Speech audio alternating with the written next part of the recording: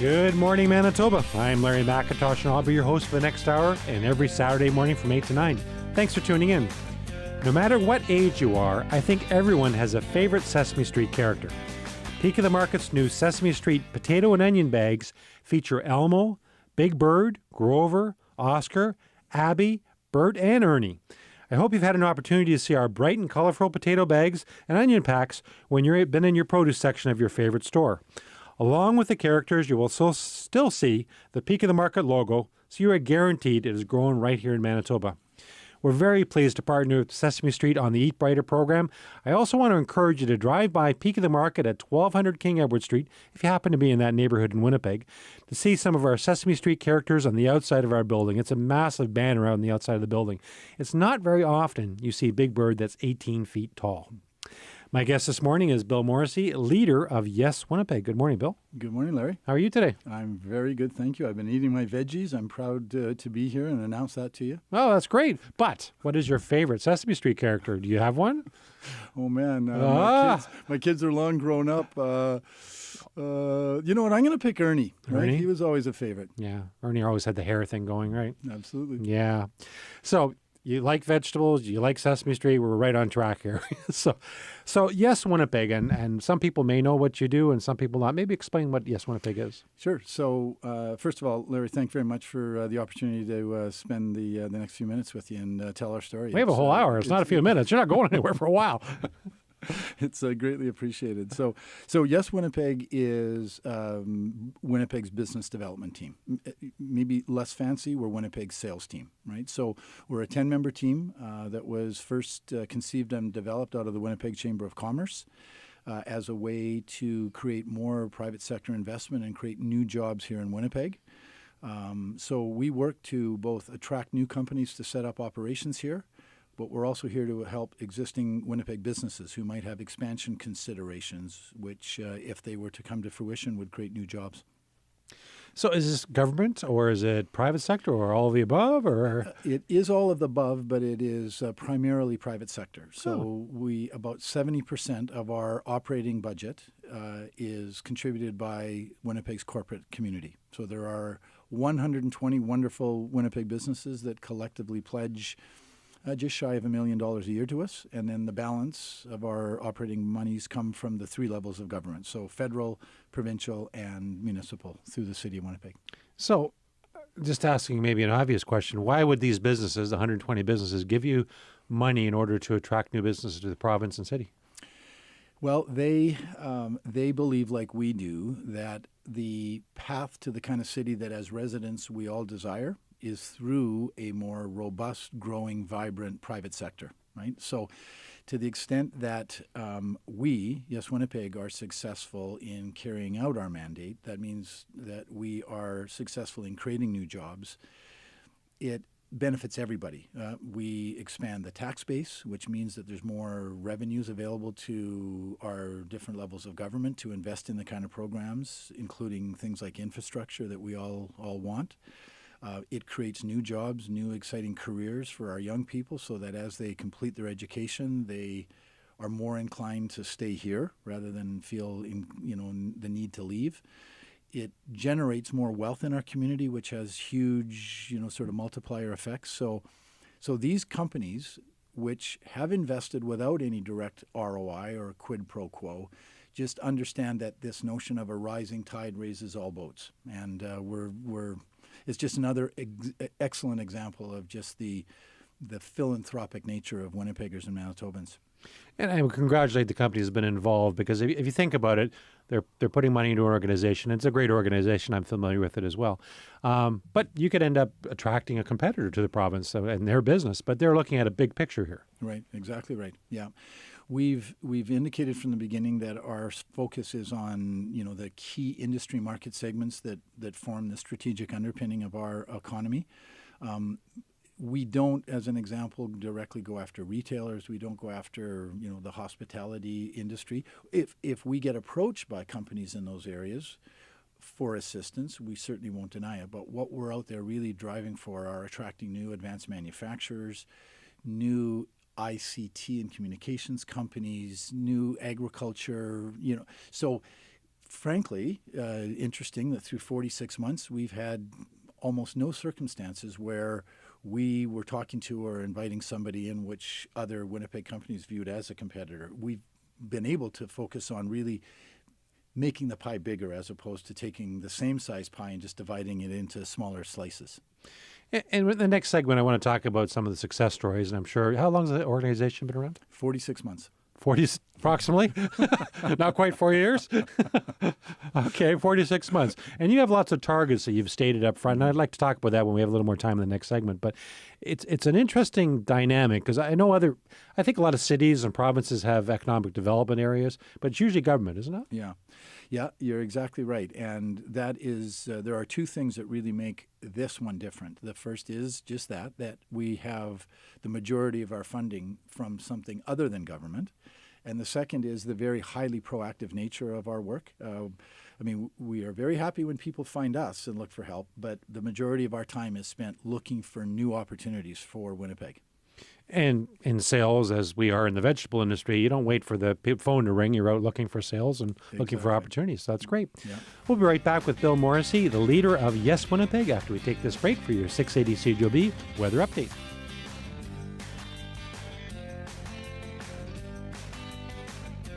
Welcome back to Food and Friends. Food and Friends Radio is now on TV.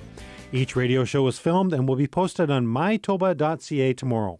So if you want to see the TV version of this or previous radio shows, please visit MyToba.ca. Thanks to 680 CJOB's Nicole, who produces our show, and Chad and Riley, who operate the camera, as well as the teachers of the Broadcasting and Media Arts program at Tech Fock High School. You can also listen to an audio podcast of Food and Friends at SoundCloud.com and at the iTunes Store. So just do a search for Food and Friends with Larry at MyToba.ca or SoundCloud.com or at the iTunes Store, and all the shows will come up for your listening or viewing pleasure. It's very important for me to mention that Food and Friends is only available because of 680 CJOB and its advertisers. So please make sure you tune in to 680 CJOB or listen live at cjob.com. We're back with Bill Morrissey, leader of Yes Winnipeg. So we were just talking before the break about targets and goals. And have you set targets of what you want to, as far as attractions or of companies? Yeah, the goal that we selected when we were doing our investment campaign was that through the 5-year initial mandate for Yes Winnipeg, that we would assist in the creation of 4,200 direct full-time equivalent jobs here in Winnipeg. And I think that having that very tangible goal, and frankly a fairly aggressive goal, played a very important role in having as many of the corporate sponsors come on board and support us, right? It's one thing to go out and say we're going to work hard and make best efforts, which we are, but it's a whole another sort of level of, I think, commitment when you're able to set a goal, accept accountability and responsibility, report your results, and that's the way private business works. And so I think that really resonated with them. And I would agree with you. When you first announced it, and I was involved in the chamber, I still am, but I was very involved in the chamber back when this all started, as had the honor of being the chair one year. The thing that really resonated with me is, here's our goals. And you know what? You may or may not make the goals, but that's your goal. That's your lofty goal. And if you exceed it, fantastic. If you don't, you have some accountability on it. And I think that's really what speaks so much to business from my perspective. Yeah, I agree, Larry. And I'm delighted that the support has remained as strong and steadfast as it has. When we did our campaign and asked these companies to contribute, we asked them to make a 5-year pledge.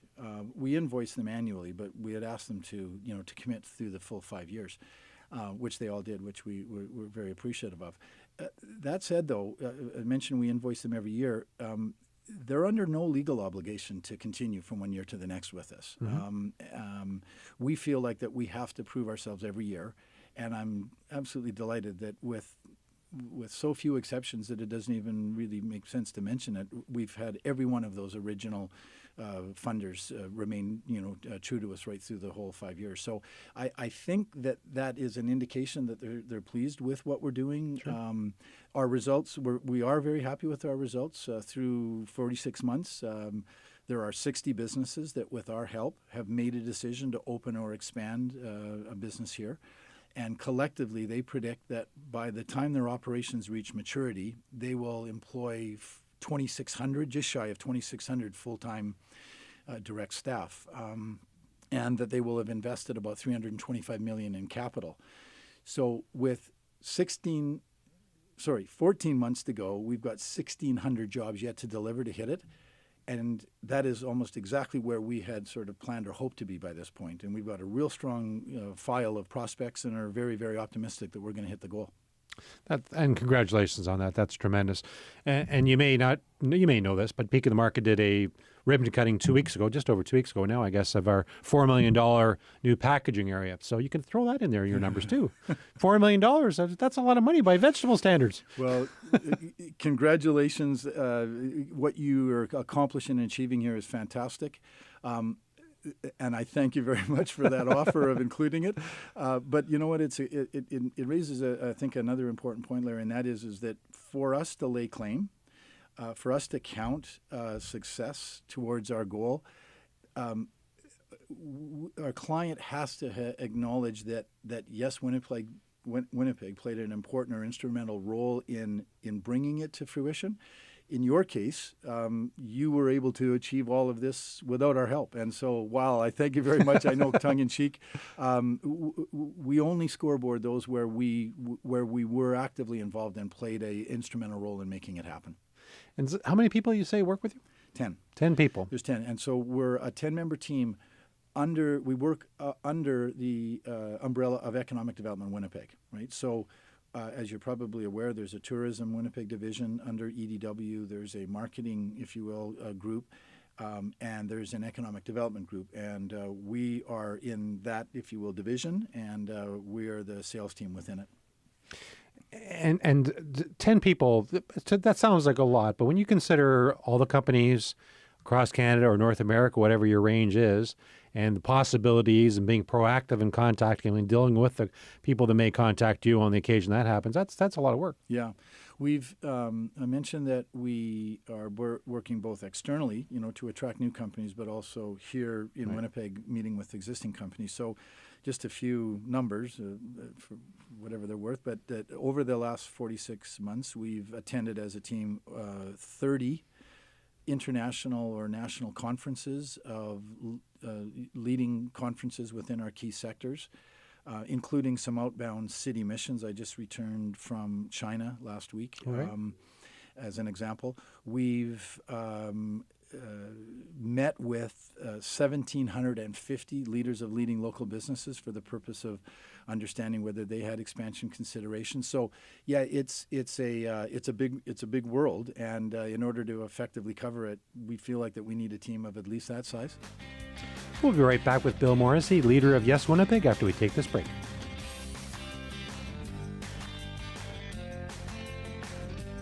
Back to Food and Friends. We're back with Bill Morrissey, leader of Yes Winnipeg. Bill, it's time for our recipe segment called Now We're Cooking. Are you ready?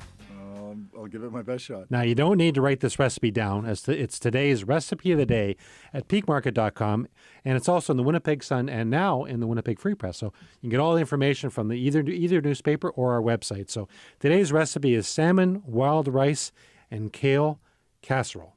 Salmon, wild rice, and kale casserole. Sounds delicious. All right, here's what we need for the recipe. 2 7-ounce tins of salmon, 1 bunch of kale, 2 cups of cooked wild rice, 1 can of mushroom soup, and 1/3 cup of Parmesan or cheddar cheese grated. That sounds pretty easy, right? So far. Usually we have like 35 ingredients, so that's not bad. Remove the kale stems and chop leaves coarsely. Steam kale leaves in a very large pot until wilted, but don't overcook them. Then add the salmon, cooked rice, mushroom, soup, and cheese. Season with pepper to taste and cook over a low heat until heated through. And this recipe serves 4. Again, this is today's recipe today at peakmarket.com and in the Winnipeg Sun and in the Winnipeg Free Press. And all the recipes on our website and the newspaper have both metric and imperial measurements. So, Bill, do you like kale? I do. Yeah? Yeah. Now, so it's one of those vegetables that I have only become familiar with and acquired a taste for just in the last couple of years. So I don't know whether I was living under a rock and or whether it's a relatively new sort of feature here in our area. Well, let me tell you that. Okay, thank you. Kale's been around probably 100 years. Okay. But it's become a superfood in the last 3 or 4 years, and sales have gone through the roof. We sell 4 times as much as we sold 3 years ago of kale. It's hard to keep in stock when we have it in the summertime. So it's unbelievable. People realize the health benefit of it, and it's everywhere now. Yeah, well, and very tasty. Yeah.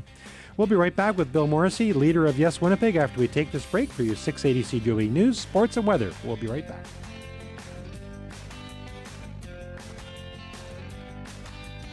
Back to Food and Friends. Peak of the Market has a mobile recipe app that works on your smartphone, including the iPhone 6 and your iPad. It's available free through the Apple, Android, or BlackBerry World app stores or via peakmarket.com. If you haven't downloaded it yet, all you have to do is go to any of those sites and search for Peak Recipes. Here's a few features of our new app. Over 4,000 recipes at your fingertips. No internet connection required. Once you've downloaded it, it doesn't take a lot of memory in your phone, but it's all there, so it's all instant, no internet required. You can do recipe searches using any combination of keywords like potatoes or chicken or ingredients or meal types, or any of those are all together. Measurements in both metric and imperial. Rate the recipes you like. So if you like a recipe, you can rate it from 1 to 5 carrots, and you can add it to your favorites list so you can find it easily. Add recipes to a shopping list and check off items as you shop. Add notes to recipes, like add more vegetables next time. Add extra items to your shopping list. You can resize the font for directions to make it easier. You can make it larger if you want to see it. And no in-app advertising, which is really key to us when we designed this. There's no ads in there. Nothing's going to pop up. Nothing's going to try and sell you anything. It's strictly recipes, all which contain vegetables, but there's meat and seafood and everything in there. We're very excited about our new mobile recipe app, so please download it and give it a try. We're back with Bill Morrissey, leader of Yes Winnipeg. So does Yes Winnipeg have an app? We don't. Well, you want to, we should download mine. So can you share some stories of successes that you've had over the last 46 months? Yeah, sure. I suppose the first one that always springs to mind is Canadian Tire. So, I mean, we're all familiar with Canadian Tire, and Absolutely. They have a number of great retail outlets here in Winnipeg. They are in the process of making real change in the way that they retail. And there is a very, very large data component to support that. And they determined that they were going to need additional data capacity in Canada in order to be able to fulfill that new direction. So they set out to determine where best in Canada to build a new data center. And they've got a large IT presence now in the Waterloo area and as well as Calgary. So I think going into the process, they were probably thinking most likely that they would land there, expand there. But they opted to consider other centers, and including Manitoba.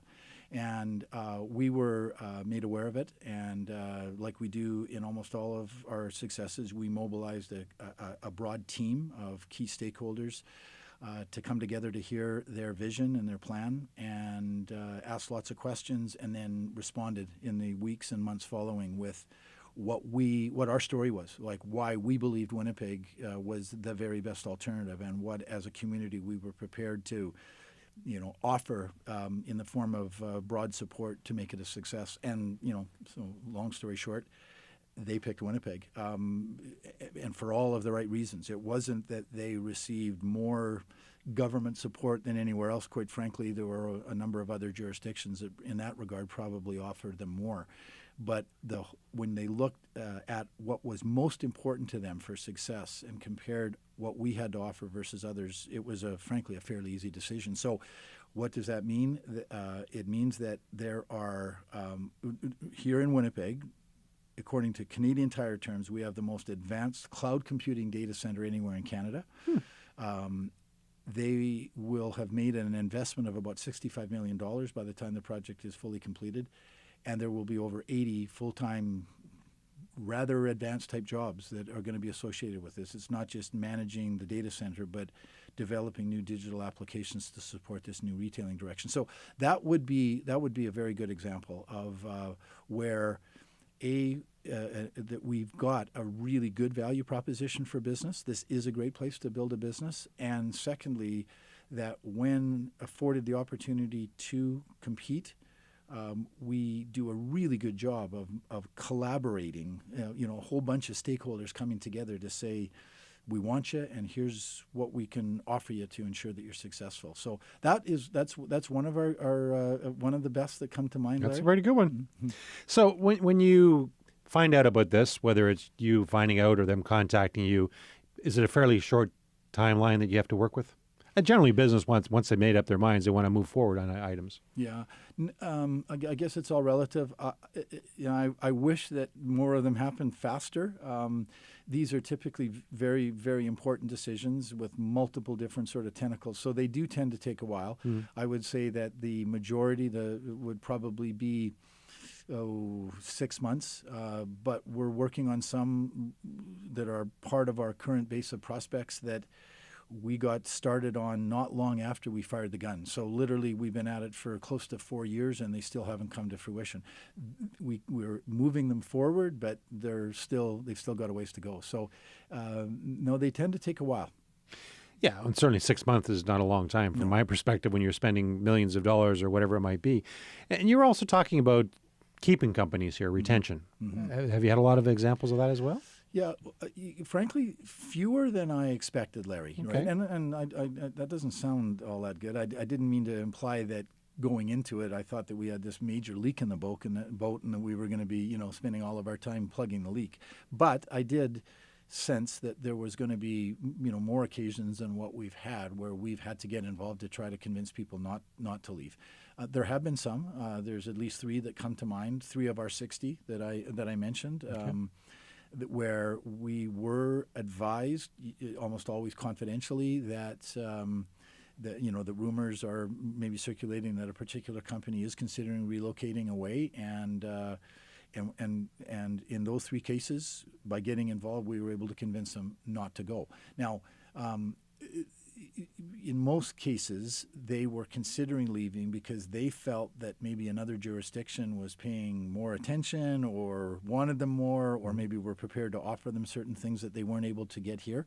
And we were able to demonstrate, the opposite, that quite frankly, we really do value them, and we value them, and that there are some very good supports here. They just weren't aware of them, right? And so us making them aware and bringing the right people to the table made the difference.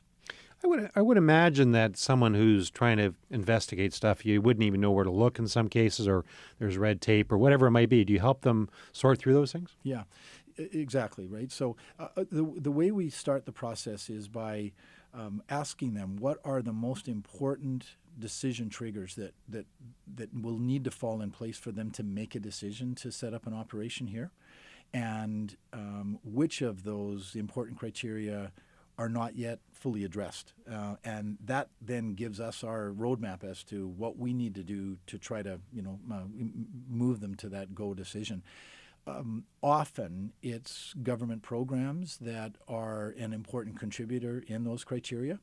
And you're absolutely right. There are a whole host of programs which have been developed by the 3 levels of government, but for their own reasons, which I understand, they don't necessarily widely advertise them.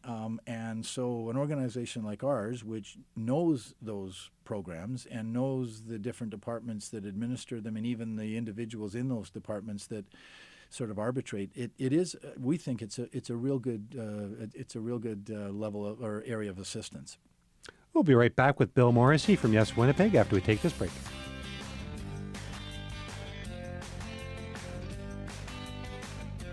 Welcome back to Food and Friends. For all of you involved in a school or daycare fundraiser in some way, I hope you've registered for the Farm to School Manitoba fundraiser. This fundraiser is open to all Manitoba schools and all licensed daycares anywhere in Manitoba. Basically, the fundraiser works like this. The students sell bundles of Manitoba-grown vegetables to raise money for their school or daycare. Bundle A has carrots, cooking onions, and red potatoes and sells for $10. Bundle B has larger packs of carrots, red potatoes, and cooking onions, as well as green cabbage and parsnips, and it sells for $20. Each bundle comes with a reusable bag that is perfect for grocery shopping. The great thing about this fundraiser is that the school or daycare keeps half the selling price, a 50% profit, which is amazing for any fundraiser. Last year, this fundraiser raised over $400,000 for Manitoba schools and daycares, and that's what they kept for their fundraising. This fundraiser runs until December 12th, so it's just over a month left, and it's open to any school or daycare anywhere in the province of Manitoba, and our growers will deliver to any community anywhere in the province by truck, by train, by plane, whatever's required. If you're interested in getting more information on the Farm to School fundraiser or to register your school or daycare, please visit their website at MyToba.ca, or we have a link at our website, peakmarket.com. We're back with Bill Morrissey, leader of Yes Winnipeg. So we were talking off air about success stories, but what when you go out and talk to companies about coming to the province, what are the sales features? What do you sell? Yeah, no, great question, Larry. As you can imagine, being in sales and business development yourself, you prefer to tailor the comments or the pitch to what you know to be their most important criteria. So what I'm about to say is sort of in random order. We would tend to tailor it depending on who we're talking to, but there's a few really important elements that make Winnipeg's value proposition particularly strong.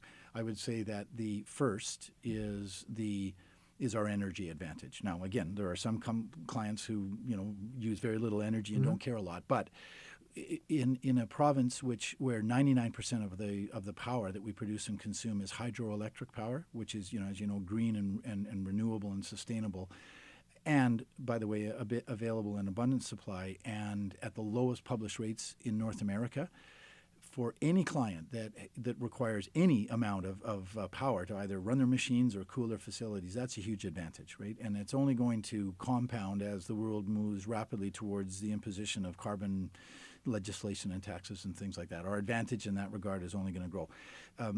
Secondly, we overall enjoy amongst the lowest costs to operate a business here in Winnipeg or Manitoba than any major city in Canada or the United States for that matter.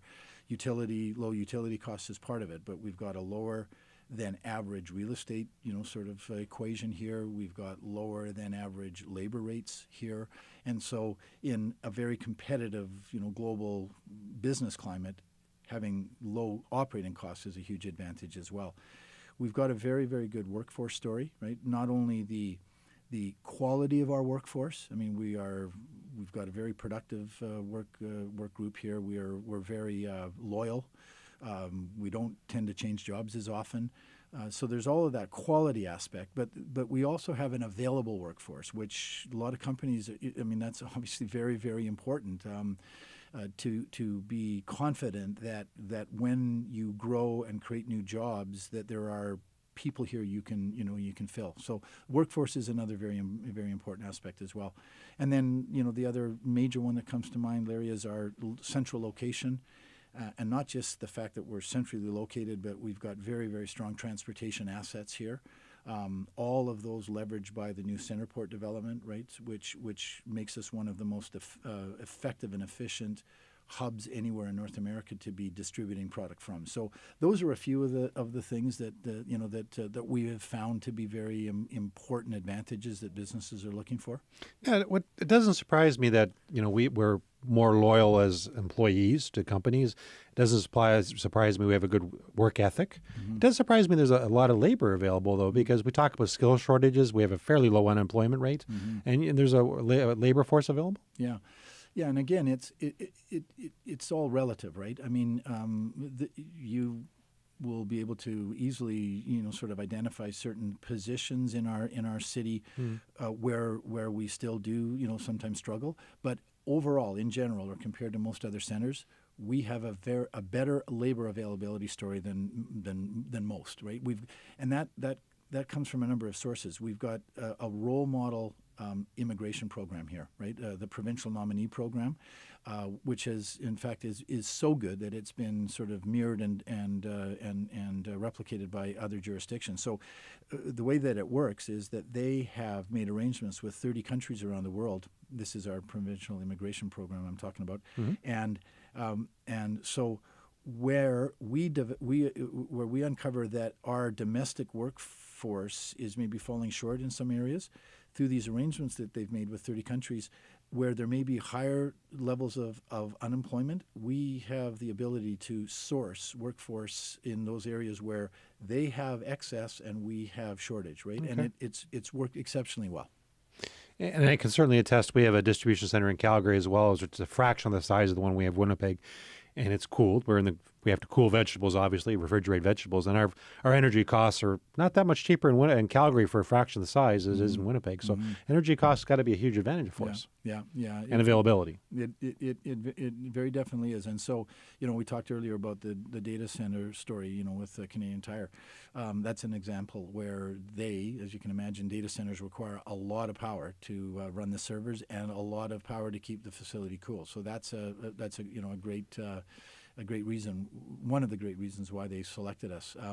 Advanced manufacturers who require a lot of power also look very, very appealingly at Winnipeg. We'll be right back with Bill Morrissey, leader of Yes Winnipeg, after we take this break.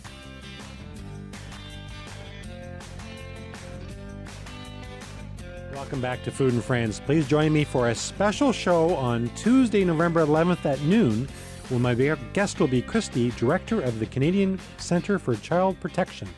And next Saturday, November 13th, my guest will be Garth Rogerson, CEO of the Red River Exhibition. My guest today has been Bill Morrissey, leader of Yes Winnipeg. This has been fun. This hour has gone fast. I've really enjoyed it. And Larry, you know what? Can I mention, and you're not expecting this, but I want to commend you and the team on the fabulous job that you've done at Peak of the Market. You've become iconic for your creativity, but also excellent corporate citizen. And on behalf of all Winnipeggers, thank you very much for everything you're doing to support this community. Well, that's very kind. Thank you, Bill. You're I appreciate that, especially coming from you. Well, you're very welcome. And thank you for all the work you're doing to get people into our province and keep businesses here, but more importantly, attracting new people to find out what a great place we live in. So thanks for being on Food and Friends. Well, you're very welcome. My pleasure. Thanks to Nicole Boningkamp, our show's producer, and Chad and Riley, our camera guys. Take care, and please don't forget to eat your veggies.